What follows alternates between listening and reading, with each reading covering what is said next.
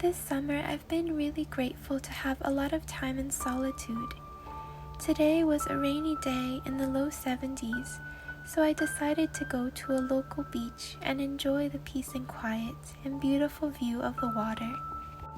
The sound of the waves is always really calming for me and helps me ease my mind and remember to breathe.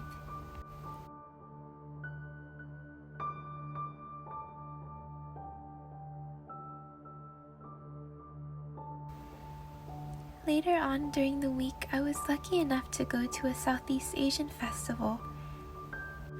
I enjoyed the boat racing a lot and got to see a really cute puppy who was eyeing our food. Later on, I spent some time cooking my new favorite recipe. I start off chopping vegetables and then move on to making my homemade queso, which is cottage cheese, shredded cheese, and a little bit of salsa. And then when you're finished blending it up, you can add in some taco seasoning, heat it up, and mix it all together. It's been a really good recipe that I'm happy I found, and I've been making it for a few months now, every so often, and it's one of my favorite dinners. I probably should have clarified. The veggies go into the ground beef, and then I make the queso separately. And then once each are finished, I'll put them at the table and add some tortilla chips to make a nacho bowl.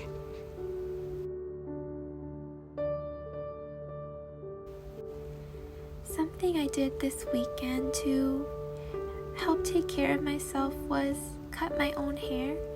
And I'm no expert, but growing up, my mom used to cut my hair since she used to work at a hair salon in Puerto Rico.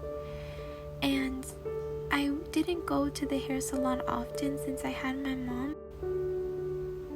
So I tried my best to learn from my mom, even though I'm nowhere near as good as she is and don't have the proper background.